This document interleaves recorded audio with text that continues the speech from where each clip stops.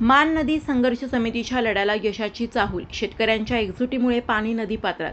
मान नदी परिसरातील शेतकऱ्यांसाठी दिलासादायक आणि आशादायी बातमी समोर आली आहे. माननीय संजय पवार भाऊसाहेब यांच्या नेतृत्वाखाली तसेच मान नदी परिसरातील प्रमुख शेतकऱ्यांच्या पुढाकारातून स्थापन करण्यात आलेल्या मान नदी संघर्ष समितीने पाण्यासाठी उभारलेला लढा आता यशस्वी होण्याच्या मार्गावर असल्याचं चित्र दिसत आहे. अनेक दिवसांपासून सातत्याने पाठपुरावा, निवेदने, बैठका आणि आंदोलनाच्या माध्यमातून करण्यात आलेल्या प्रयत्नांमुळे अखेर पाणी नदी पात्रात दाखल झाले असून शेतकऱ्यांमध्ये समाधानाचं वातावरण निर्माण झाले.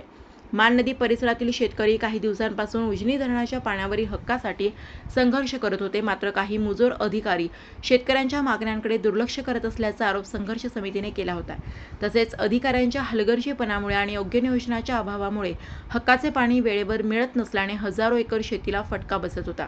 परिणामी ऊस, फळबागा आणि इतर पिकांचे मोठे नुकसान होत होते.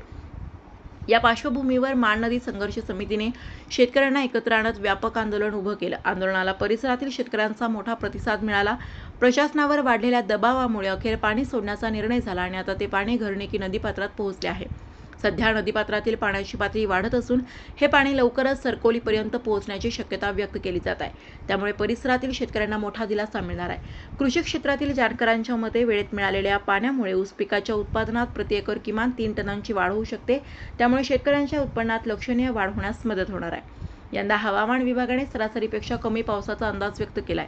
अशा परिस्थितीत उपलब्ध झालेले हे पाणी शेतकऱ्यांसाठी अक्षरशः अमृतासमान ठरणार आहे. ऊसासह इतर पिकांनाही या पाण्याचा मोठा फायदा होणार असून दुष्काळ सदृश्य परिस्थितीचा धोका काही प्रमाणात कमी होण्यास मदत मिळणार आहे. मान नदी संघर्ष समितीच्या या लढ्यामुळे गोष्ट पुन्हा अधोरेखित झाली आहे की शेतकरी संघटित झाला तर प्रशासनालाही त्याच्या मागण्यांची दखल घ्यावी लागते. संजय पवार भाऊसाहेब आणि संघर्ष समितीतील सर्व पदाधिकारी, कार्यकर्ते तसेच आंदोलनात सहभागी झालेल्या प्रत्येक शेतकऱ्याचे परिसरातून कौतुक होत आहे. शेतकऱ्यांचा संघर्ष अजून संपलेला नसला तरी आज मिळालेले हे यश भविष्यातील मोठ्या विजयाची नांदी मानली जात आहे. मान नदी परिसरातील प्रत्येक शेतकऱ्याला त्याच्या हक्काचे पाणी मिळेपर्यंत संघर्ष सुरूच राहील असा निर्धार संघर्ष समितीने व्यक्त केला. शेतकऱ्यांच्या एकजुटीमुळे आणि सातत्यपूर्ण पाठपुराव्यामुळे हा लढा आता यशाच्या दिशेने वेगाने वाटचाल करत असल्याचे